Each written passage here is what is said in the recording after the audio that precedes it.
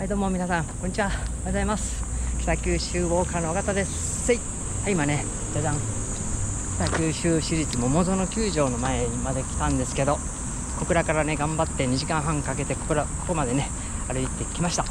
で、今日はね、さあお祭り、今年初めての僕お祭りなんですけど、鳴水祇園山笠かな、それにね初めて行ってみたいと思います。去年行きたかったけど確か雨で、あと疲れもあってなんか行けなかったんですよね。なので今年は初めて行ってみたいと思います。あとね50分後ぐらいに始まると思うので、とりあえずどっかでコンビニに寄ってビールでも1本飲もうかなと思います。よし、コンビニ探そう。よっしゃ、暑いので生ビールちょっとね買ってみました。では、いただきます。乾杯。やばい、めちゃくちゃ美味しい。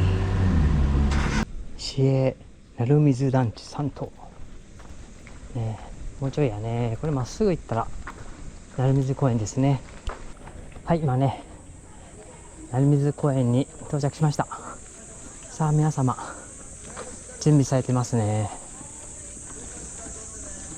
さあ今から始まるんですね。すごいね。すごいすごい。あそこはね受付のようですね。すごいかっこいい。山笠運行予定表があって、土曜日はね5時集合で9時出発になってますね。いいですか？はいよね。鳴水公園こんな感じですね。はい、なんかね6時出発みたいなので、あと50分ぐらいありますね。ちょっと時間があるのでこういったものもね撮ってみたいと思います。かっこいいね。こんなあったんや。初めて来た。見てこれ、すごい映える。かっこいいね。こっちは貴船神社にやってきました。ちょっと時間があるので上がってみたいと思います。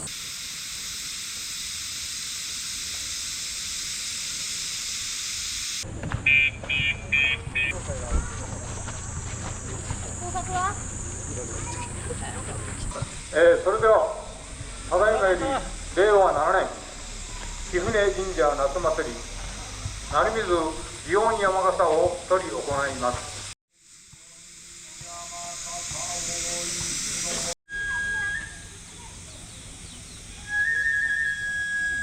北九州市議会議員村上光一様、おめでとうございます。本日は実行委員で務めます高井です。よろしくお願いします。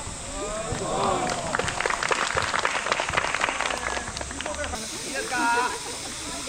腹から声が返事してくださいよ。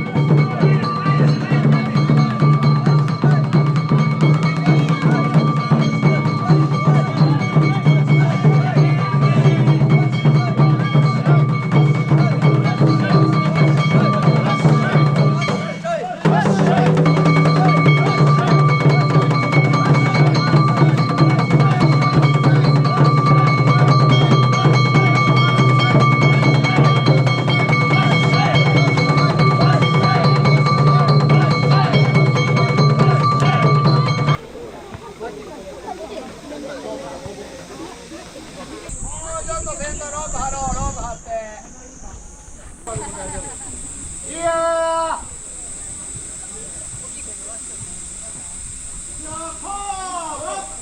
最後。